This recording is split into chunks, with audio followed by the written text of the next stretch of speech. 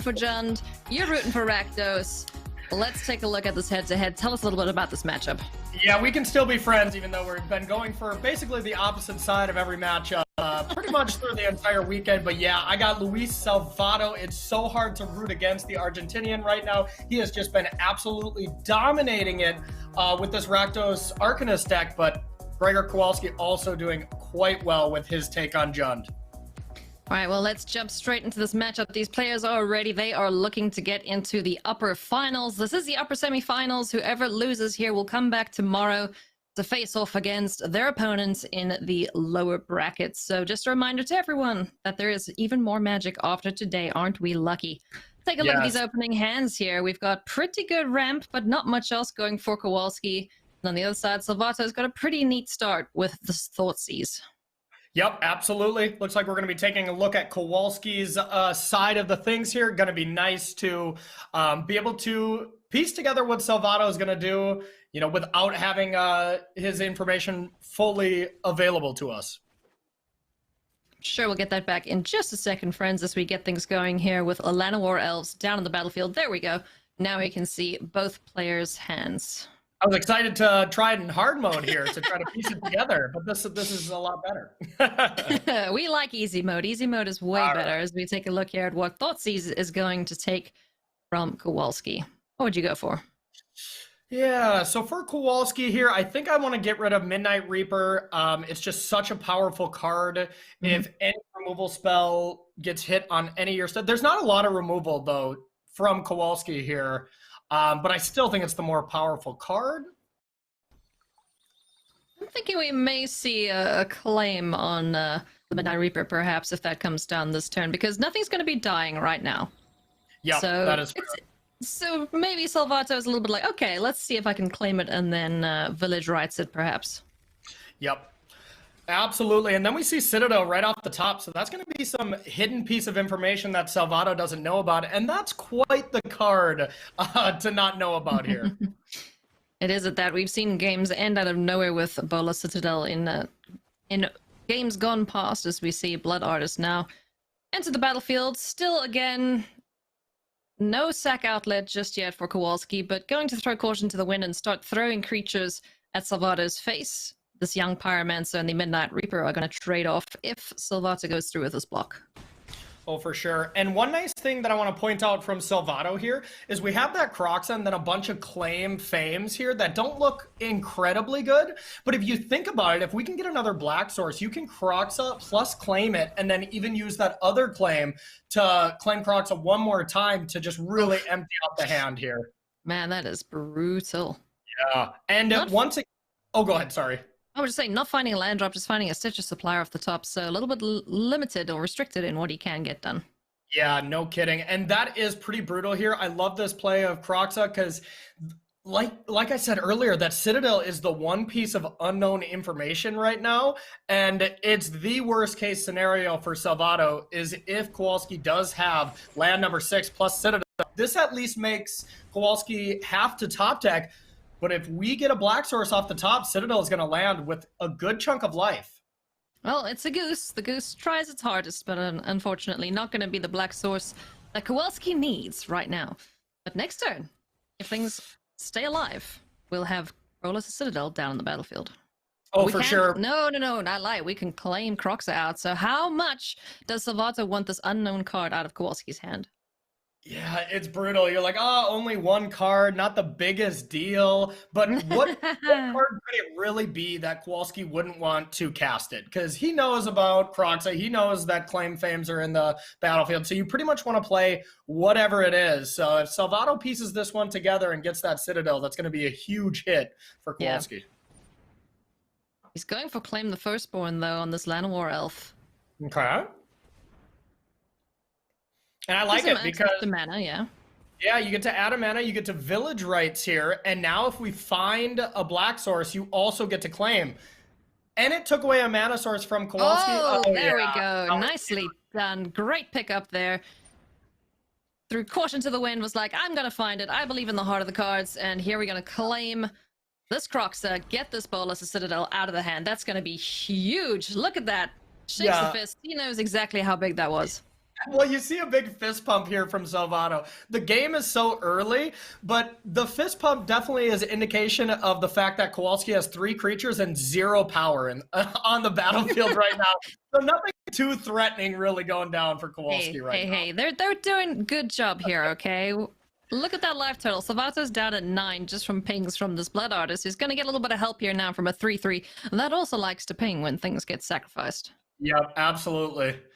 Pinging all the things here, that's for sure. Mayhem Devil was a very scary top deck, and something that is probably going to demand an answer. But, you know, I mean, we look, and you said it right. We're at 9, so we're one maybe Oven or Woe Strider away from, well, lethal with Blood Artist and Mayhem Devil if they stay on the battlefield. So Salvato's got to be thinking about that and got to be wanting to get one of those creatures at least off the battlefield. So the one option here is that your supplier sacrifice that to get Mayhem Devil off the battlefield. Do we think we'll see Kowalski in response just sacrifice a food token just to get the Stitcher supplier off? Yeah, I mean, you definitely can do that. It does not counter, you know, Spark Harvest or anything here, but it does get a little extra damage. And I mean, you have 1 extra food here.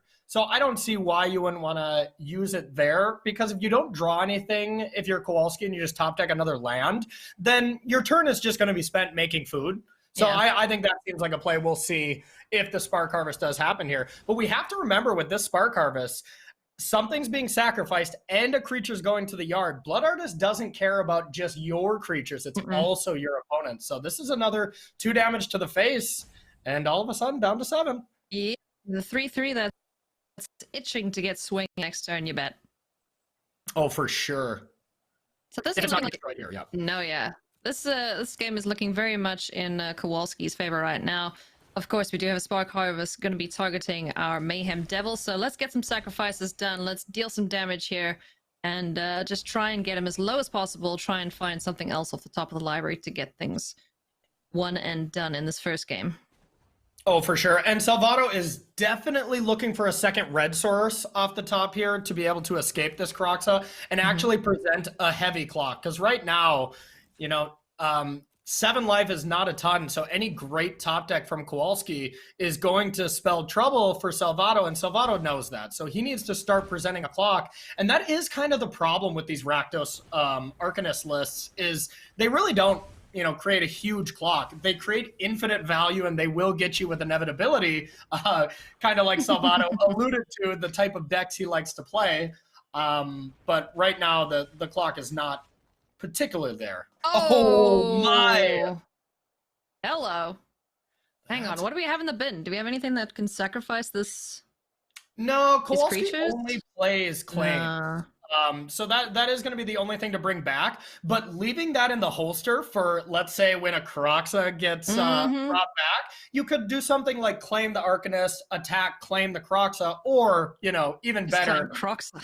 Yeah, but here's the problem. When you play Kroxa, you have to discard Claim. So he's almost priced into just using it now. Right, yeah.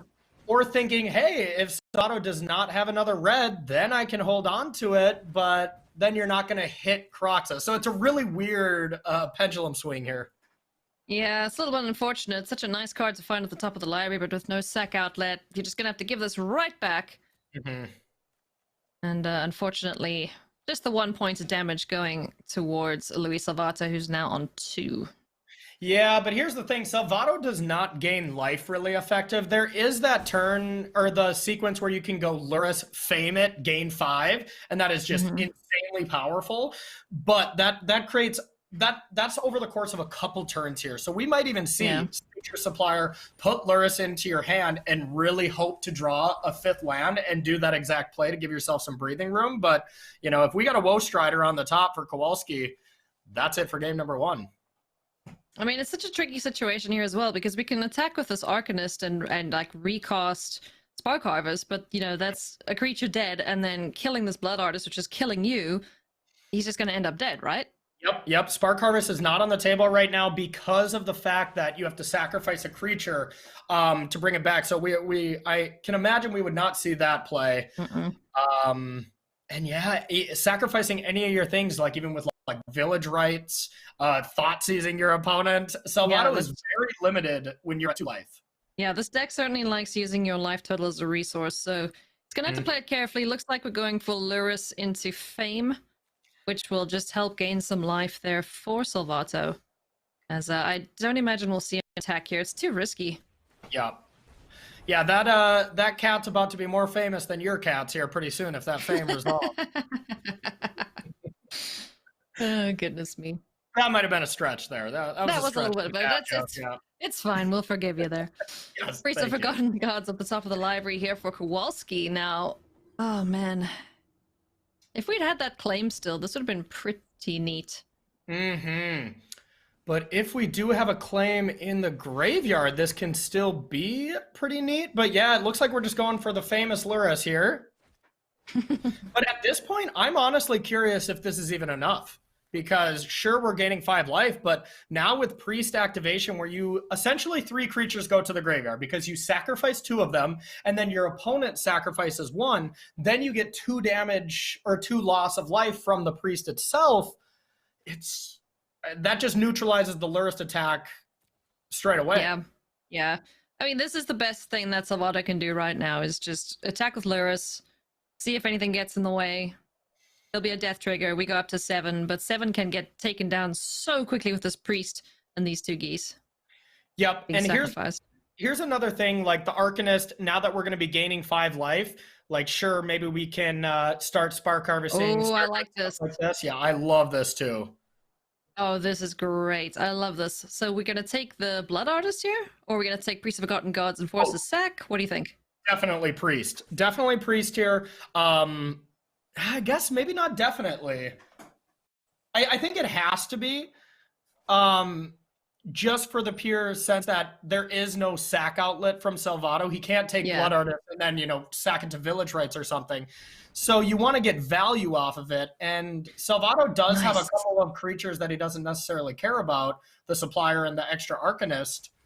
Yeah, and there's also something really cool that he can do where when the Priest activates, you can select how many players you want, forcing the sacrifice on the Priest of Forgotten Gods as well. Oh, so wow. He's just gonna have to be careful though, because that might be enough to get to get him dead by this Blood Artist.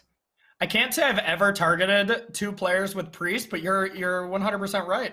That is nice. Oh man, he's just gonna do the math and make sure he doesn't end up dead here. Mm-hmm. Because that's gonna be what, 4 things dying? Yeah, it'll be 3. 1, 2, 3, 4 things dying if Salvato chooses both modes. And yeah, Salvato doesn't gain life outside of Lurrus here. I think the Priest dies after the sack would. But we could still sack a matter. Yeah, we can still sack a goose. Yeah. It's not a targeted removal, unfortunately. Mm-mm. Ow, ow, ow, ow. Ping, ping, ping. Hurts our face. Look how many cards he's got in his graveyard. And those are just the castable ones off Lurrus. We still can't see the lands and stuff in graveyard, but... Ooh, he's on 1. Oh my... You can see Kowalski rubbing his hands together. Yeah, it's just like total evil, movie villain. Like, yes. Hey, this is wonderful. Any this is... sack outlet, claim gets it. Oh, okay. All right, what do we find with that? We just see Woe Strider, right? Woe Strider does it.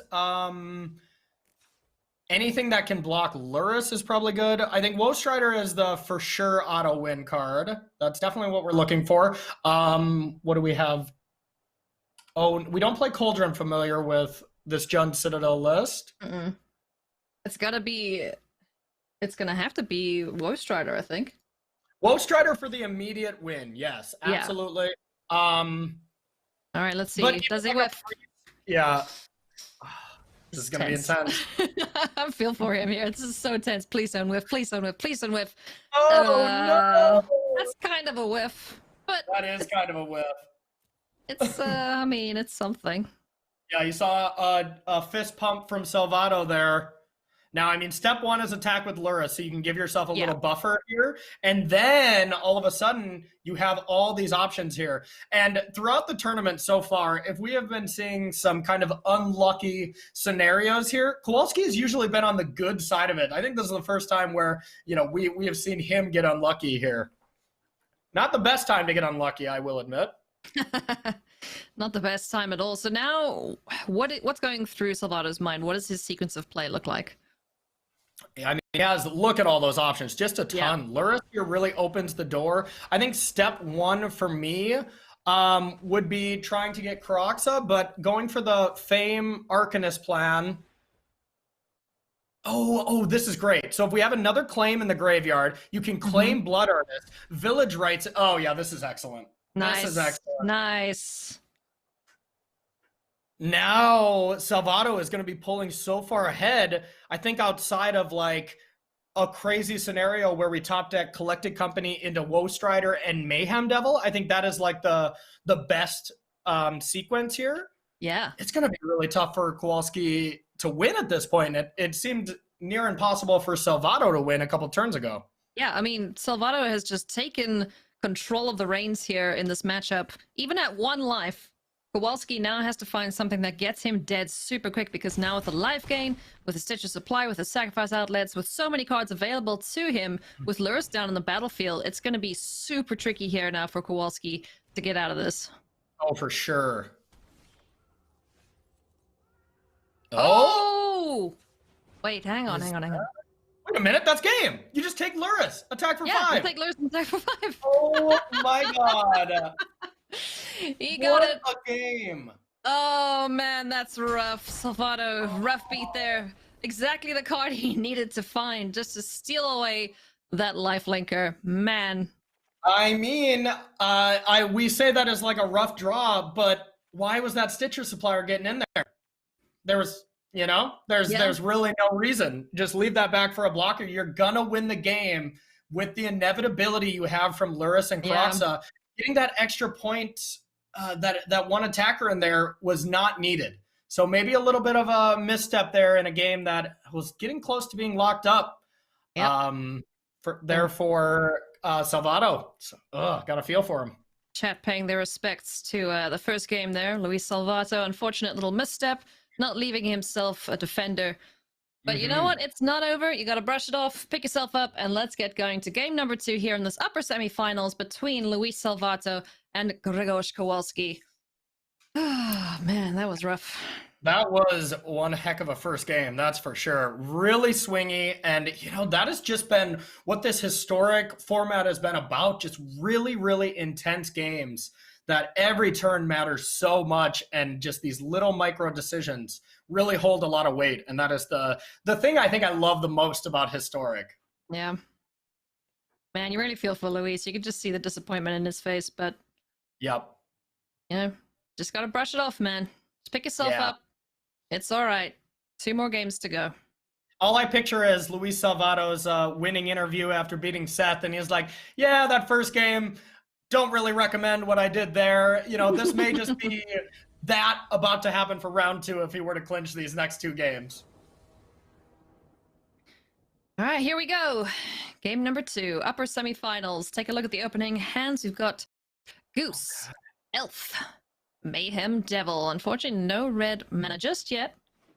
But we're going to keep that from Kowalski's side. And Salvato is quite happy with his start, too. Almost the ideal start here. Stitcher Supplier with Village Rites in the holster, being able to get 6 cards milled almost immediately. Yeah, Salvato's hand is nice. Gregor Kowalski is completely fine. If that Woodland Cemetery was an overgrown tomb, it was going to be very, very good. This just coming into play tapped is a bit of a liability, especially when you have 2 geese and a Llanowar Elf here that you can't really deploy multiples of when you have that Phyrexian Tower. So Corey, 2 seconds. Apparently, chat didn't see what happened. So what happened was Luis Salvato attacked with everything, leaving himself without any defenders. Kowalski top-decked a Claim the Firstborn, stole Lurrus, and attacked in for 5. That's exactly. So Luris had to get in there to gain life. Arcanist had to get in there to cast the spell. But that Stitcher Supplier, that one extra point of damage just was not necessarily needed. So if we left that back, Claim the Firstborn was not a lethal top deck. All right. Sorry about that, chat. We got your back, though.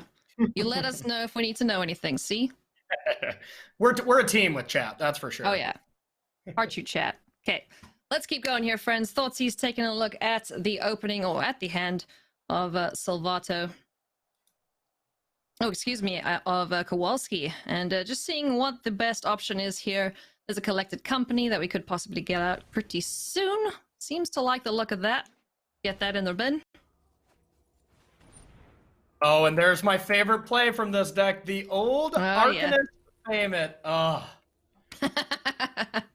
Yeah, when I get done casting this, I am getting in the queues with this Rakdos Arcanist deck. I'm ready for it. I love this deck. It's so good. Like I'm so torn between these two because I really, really enjoy both of these playstyles, both of the archetypes. They're fantastic. Yeah. And we see an attack in here with a Braid, gonna get rid of this poor little goose, but we're gonna sack it in response. Chow on a food token. So here's that nice little interaction point that we see is a Braid normally not able to be cast off a Dreadhorde Arcanist here, but when you boost it with Fame, you just unlock Bedevil, you unlock a Braid, and you'll see Salvato casting those spells almost exclusively. Even if Fame is like still a pretty good play, you always cast a Braid and Bedevils because most of the time Dreadhorde Arcanist is only attacking for one. A little bit stuck on land here is Kowalski. He's got a spare goose and a Llanowar elf, but not much else going for him right now in the mana department. Yeah, the top of Kowalski's deck was not very friendly to him so far here, but still a keep that I think is defensible and I would have kept as well.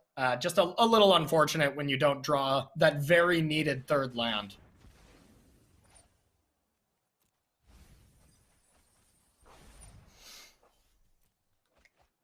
Okay. So only a Claim in the graveyard or a Thoughtseize as options. I know Salvato is really looking to clean up this Gilded Goose here just to constrain mana a little bit more.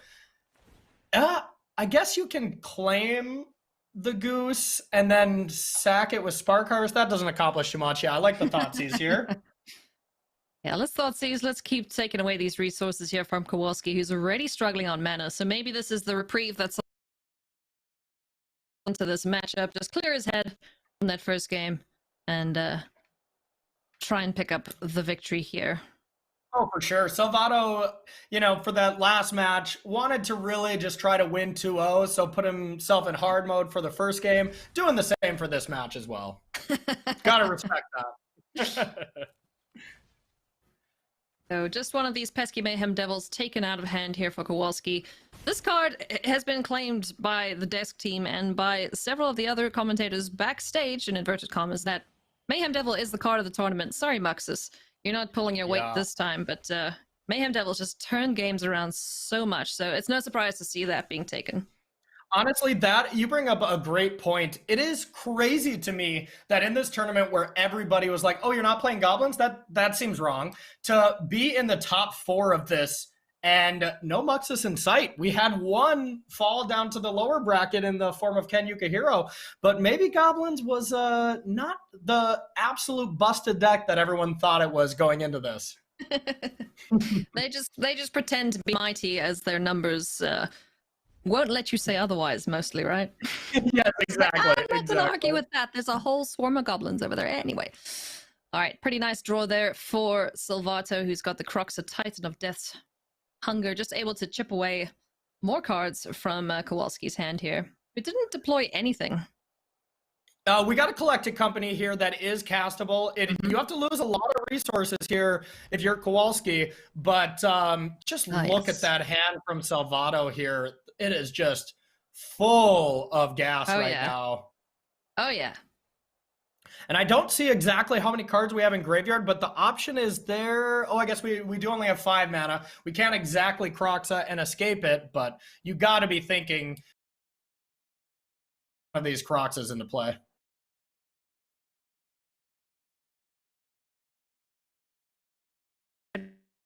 number 2. And a collected company, no attacks there. So expecting a collected company, Goose will help make the 1 mana get sacrificed, and then collected company will hopefully find something off the top of the library here for Kowalski. Good way to cheat out a few 3-drops if he gets lucky. Yeah, that would just be a sick bluff if he didn't have collected company here. Hello. Wow, okay, those are some cards. Yeah. That's the company that Kowalski was looking for last game and didn't exactly get it.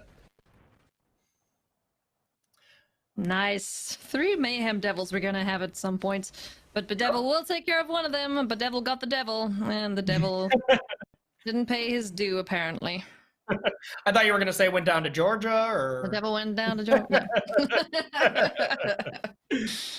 God, another no land draw for Kowalski Wow. here. That is so brutal. All he wants to do is deploy a couple threats here. And if we remember the opening keep, it was just Woodland Cemetery and Phyrexian Tower, and we're on turn like 6 here, and still no land off the top. That's just so frustrating against this Rakdos Arcanist deck, because they just pick apart your hand. So if you're not able to make land drops, then when you're top decking spells that you can't cast, then they're going to pick apart those as well. Their hand disruption spells seem like they never end, thanks to Kroxa and Arcanist just constantly spitting out Thoughtseizes. On the plus side, though, you can always discard something to Kroxa and not get punched in the face for 3. He's got that going for him, right? You're a glass half full Yes. type of gal, huh? I Yes, see, I yeah. am. That is the one bright side we got here. I agree with you. Okay, so that is enough cards there. We see 7 cards in graveyard, so the play is available to go Kroxa and escape it. We'll see if Salvato is just leaning away from Kroxa Titan just altogether. Oh, yeah. Looks like this is nasty. Right, so I'm going to steal your Mayhem Devil, and then I'm going to sacrifice it to... Oh, no, never mind. Kowalski's always got that sack outlet there in the Phyrexian Tower, so no touchy, thank you very much. Do you think he'll still cost the Village Rites on one of these Arcanists? I think so. And the thing with the way that works out, too, is you have to put both of them on the stack while the spells are still resolving. So you actually can't Village Rites whatever card you claim anyways. So, okay. So that was more of a just, I'm going to target that with claim to force you to sack it with the tower here. Okay, fair. I mean, either way, that Mayhem Devil is going to get got with the Spark Harvest in hand. Exactly. And yeah, we might just see this taken out as well. Why not take you off any resources here? Goodbye, that is little the goose. name of the game. Oh man, this... Oh, there we go. There's the land. It's not red, but you know, we could still get 2 things down here. Oh, that's just a Golgari Guild Gate right there. So, no, that's just... yes, it is currently. Drat, no swamp bat, no forest. Yep. What good is a legendary land if it's not a swamp? Come on. Right. You would think so. Yeah. That just reminds me of like when you really need to top deck that 3rd land and it's a temple. You know, that's always the Temple of Tilt. That's pretty much what this is. Nice. Oh man, that's rough. Yeah, this is brutal. And you just look, and Salvato now just has the world available to him in the graveyard. There is just so many different options, and it's just like, what do you play here? Whatever you play is going to get killed. I think if he was testing on the ladder, this would be a concede, move on. But being in the semifinals of the Mythic Invitational, playing it out. Yeah. Gotta play to your outs. You know, it ain't over until your life goes to 0. Exactly. In most instances, anyway. We do have the option here to sacrifice food and just keep our life total high. Fend off against these attacks. Exactly. Yeah, and I mean, even last game seemed like it was an unwinnable position. We needed a bit of a misplay if you're Kowalski, and then a nice top deck, and there you go. That's exactly right. You never concede. There's always options. Take the Reed Duke mentality and just always play it out. Never give up. Never surrender. As we see Stitcher Supplier getting sacrificed to Village Rites, milling a bunch of cards, drawing some more. Oh, now the engine is well and truly going here for Salvato, who is just pressing the advantage. Kroxa, Titan of Death's Hunger, now making an appearance. Going to force a discard here for Kowalski once again. Likely seeing that Bolas, the Citadel, going to the bin. But let's see what he decides to discard. It'll be interesting here if Salvato actually escapes this Croxa. It seems like a bit of a liability in these claim mirror matches. Mm-hmm. It's something that's a little scary, but you got to think, are you even that terrified if Kowalski were to top deck claim, you know, and doesn't even have the red source to do it right now. Yeah. But if you claim it, attack, take 9, and then sacrifice it to the tower, like that's not even that bad at this point. Yeah. And I don't see any harm in this. No red mana to speak of. No claim in hand as the hand is known. Scavenging Ooze is a pretty nice pick-up there, but that's going to be enough for Salvato to pick up that win there. Game number 2, we are going to a third match. It wouldn't be right if it wasn't going to go down to the decider between these two fantastic players here that have been really having some of the two more, I would say, talks of the tournament as far as decks.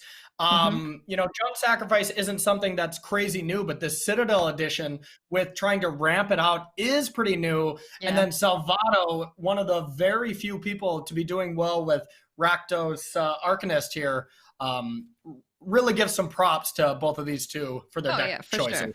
Slightly different builds to what we've seen, you know, from the rest of the field this weekend. But still, such fun decks to watch in action. And for those of you who can't stand Cat Oven, well, you don't have to worry about that in Kowalski's deck, because, you know, he's just trying to ramp into Oblivion and then kill you with a Citadel. Exactly. Much more fun. Much more fun. Ooh, there we go. Yeah, we like the look of this. Yeah, Kowalski will take that one any day here. This is a very nice one. Salvato on a Malta 5 now. Or would have been a Malta 5. Keeps a Malta 6. Yeah, and this hand's great too. Yeah. This hand is perfectly fine. You don't need a ton of lands, so 2 lands, both your colors. At one point, you can claim and village right something. That is one of the most powerful plays on turn 2, next to Arcanist. Seas, most powerful play on turn 1 for a lot of these decks. Take a look, disrupt your game plan, attack your resources, and send away Mayhem Devil, it looks like, is gonna end up in the bin. Yeah, and I mean, if we look at Salvato's next turn already, claiming something and then village righting it, so not only killing something, but replacing the 2 cards that Salvato just cast, and then we look at what Kowalski has left, not a ton. You know, I mean, not a great amount of cards left after that, and so it's gonna be up to Kowalski's top deck here after that powerful sequence next turn. That's a pretty good top deck if there wasn't a claim and village rights in the hand there of Salvato. But I mean, you gotta have one of them go to the graveyard, and at least if Priest were to get claimed and then village rights, you're live for top decking like something like Collected Company, and you can actually cast it. Yes, that would be a little bit frightening, but opting not to do anything this turn, just gonna pass it back, likely holding up on a braid for that Mayhem Devil that's threatening to come on down. Yeah, I like this actually, because now you're gonna get to see exactly what Kowalski drew for one more turn, react to that with the Abrade, and then the next turn you can do that claim village rights plan on the second worst threat, and then all of a sudden Kowalski is going to be left with not very much.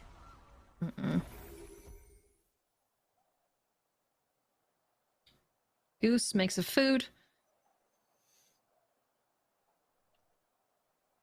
Do have the option here to get down our Mayhem Devil too. This is looking pretty sus, I'm not gonna lie. Yeah, definitely. Perfect information as well now for Salvato, so knows exactly what he has to deal with. And I like just abrading this Priest. You put Kowalski to the decision, like, do you want to get rid of both of your 1-drops? I doubt it.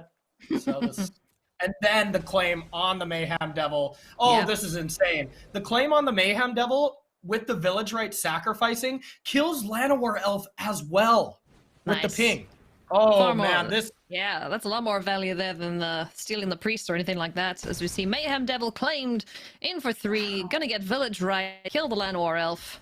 And then why not? Let's Thoughtseize away that claim too. Yeah, you just have nothing. Just attacking the hand here and refilling it. I mean, look at that now. Just so many options for Luis Salvato going into the next turn.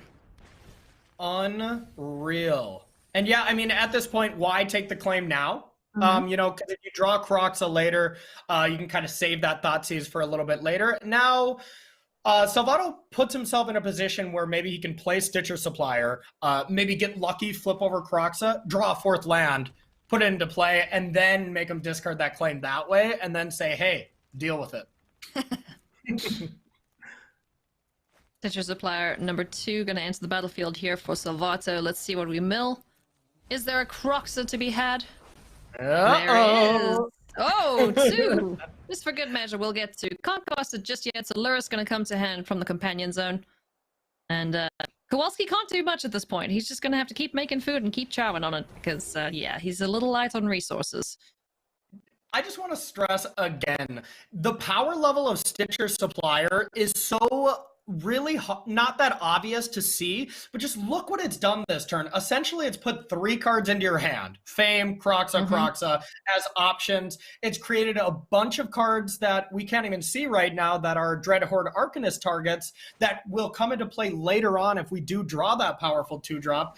And, oh yeah, you can still block and attack with it. Stitcher Supplier is low-key one of the most powerful cards in Historic and has been one of the most powerful cards in Magic here over the course of, you know, the last couple of years.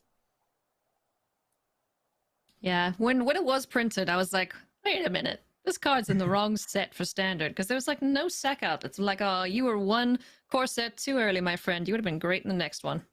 Exactly. All I see when I see Stitcher Supplier just reminds me of Hogak coming back. That deck was scary. People. Yeah. No Hogak, please, no. All right. So the play, yeah. oh, sorry to interrupt you there. The play that seems so obvious here is just play Croxa, make them discard their only card and say, you know, good luck. But this is what I love about Salvato, thinking about everything, not just going for the very obvious play. I can imagine that's probably what we'll end up on, but you know, we have options to play Young Pyromancer into Thoughtseize to get rid of it or something like that. But yeah, I think it's Titan time. Yeah, we'll just hold up the Abrade, but looks like we are going for the big old Titan of Death's Hunger. One of the scariest arts that I've seen on a creature in a while. Oh yeah. Imagine that running at you. That'd be terrifying.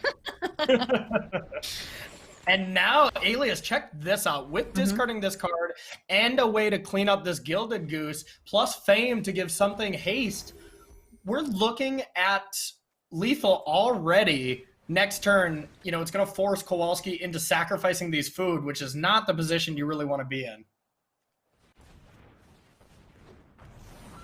All right, so Gilded Goose down in the battlefield.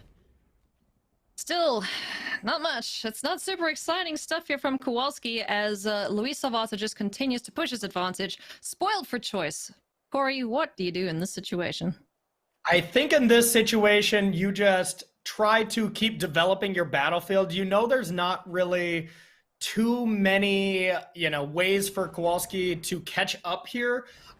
If it was possible to be able to kill both of these Gilded Goose, I think I would do that because that shuts off Citadel, and that's like the only way to really come back from this. But outside of that, if you cannot kill both of them, you want to kill the main resource of Kowalski, and that is his life total, just in case he were to draw. He only left in 1 Citadel because it's not great in this matchup, but that is the card that could get him out of here if he has a decent amount of life left.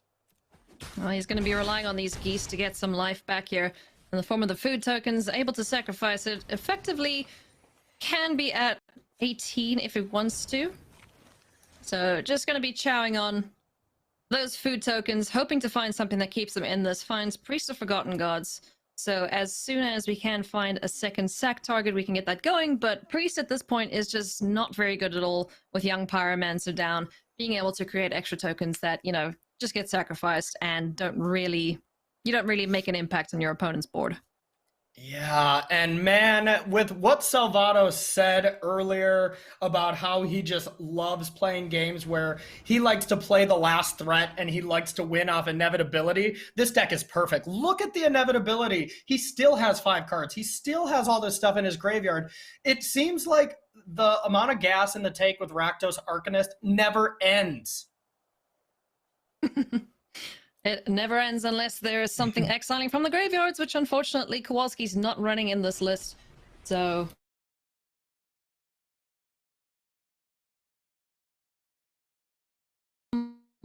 game 2 really, really convincingly. Game 3 is looking to be his to win. Yeah, that's a really good point. If they have Leyline or Rest in Peace, your game never begins. So yeah, you get to do nothing. You try it and go wide with your little young Pyromancer tokens here, as this poor Goose who's been doing so much good work is gonna have to jump in the way of something here. Yep, I think that Scary Titan is something you're getting to the stage where you have to block here. And then you just, once again, kind of like game 1, you think, like, what even can Kowalski draw? And it's starting to look pretty thin here. Goose is going to stick around for one more turn, taking 10 damage down to 2. As that food token. And then there's Dreadhorde Arcanist. We used all our fames to try to get a little aggressive last turn, but now adding a Dreadhorde Arcanist where you get to choose from basically any spell in your deck to cast when you attack, you just got to think, like, what gets him out of here? At this Blood point, Artist, it's not going to be it. Salvato picks it up. There's a concession from Kowalski. The fist pump. He must be so relieved. Congratulations, Luis Salvato. You have made it through in the upper semifinals. Man, what a roller coaster there. That match was insane, Corey. It really was. It really was. It seemed like at one point there was no chance that Kowalski was going to win game 1. Multiple times at earlier stages of that game that, there was no chance that Salvato was going to win. Really back and forth, and just some great play on both ends. Yes, and unfortunately we did lose the broadcast at the beginning or at the end of game 1, so we do have that for you, friends. We're going to show you what happened in the last 2 minutes or so of that match, just so you don't miss a single minute of the action. So here we go. Arcanist down. Luris, we've got the Stitcher Supplier. Yes. We're going to fame it. We're swinging in here with the team. This was the crucial misstep that Salvato did. Corey, tell us about the rest. So look about this. Stitcher Supplier, what is the reasoning to get this in here? There really isn't one. If you leave Supplier back, then you are not susceptible to a certain top deck that we might be seeing here. You were gaining enough life here to get away from, losing to just any sack outlet here. But that Stitcher Supplier, if it was held back, it's going to make a bit of a difference here. Yeah, for sure. And also, like, is there any reason to have played Fame on the Arcanist, whereas you could have just played it on Luris and gained that extra life, which could have been the difference maker too? That's a very good point as well. That's an extra, 2 life that you're gaining up to 6. And look at this. Actually, because claiming Blood Artist and then Village Writing it was pretty huge. So no, I totally agree with that part. And we get to gain life up to 5. But can anyone in chat guess what would be a good top deck with your opponent at 5 here? And that's claim the Firstborn. So there you go, friends. That is what happens. What happened, unfortunately, Luis Salvato. Slight misstep there, not leaving behind a blocker. You can see his face, just absolute despair. Seeing that his Luris betrays him so. But ultimately, it didn't matter. He recovered, cleared his mind, and carried on going, which is such an important skill to learn at these high levels of Magic. So congratulations to Salvato, who is progressing. Yeah, absolutely. Look how much this means to him. Oh, yeah. Oh, yeah. He is pumped. And that is just such a pro move right there. Not getting super tilted. He knew he made a mistake. That Salvato didn't